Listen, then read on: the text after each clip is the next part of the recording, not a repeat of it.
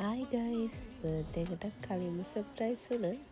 මගේ 23 වෙනි බර්ත්ඩේ එක ගැන බලමුද? බර්ත්ඩේ එක නම් තිබ්බේ 6 වෙනිදා. ඒ වුණාට වීඩියෝ එක කරන්න පුළුවන් වුණේ අද. බිසි අනේ බිසි. මං කිව්වනේ බර්ත්ඩේ එකටත් කලින්ම සර්ප්‍රයිස් වුණා කියලා. මේ තියෙන්නේ 4 වෙනිදා. මගේ කැම්පස් එකේ හොඳම යාළුවෝ දෙන්න එදා කේක් එකක් ගෙනාවා. ඉතින් thank you so much ඔය දෙන්නට. ඉතින් අපි බලමු 6 වෙනිදා. මේ තමයි මං ආසම බර්ත්ඩේ එක. මං ආසම ක්ලාස් එක මගේ බර්ත්ඩේ එක දවසේ තිබ්බා. ඉතින් මම හරි සතුටුයි මගේ 23 වෙනි බර්ත්ඩේ එක ගැන. මේ ක්ලාස් එකට යන ගමන් මට යනවා වීඩියෝ කරන්න නම් බැරි වුණා. එනවා නම් වීඩියෝ කරා.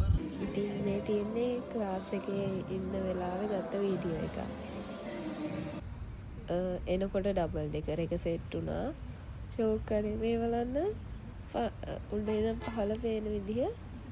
ඔයගොල්ලෝ දන්නවා ඇතිනේ කොට්ටා පෙටගඩුව ඩබල් ඩෙකර් එක. ෂෝක් කරේ.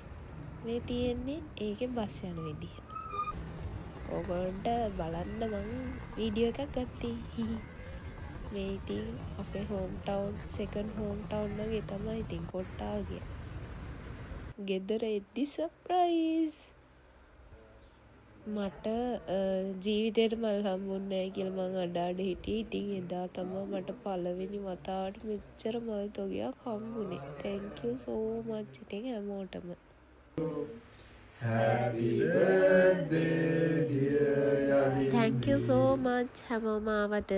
අදට ඉවරයි. bye bye.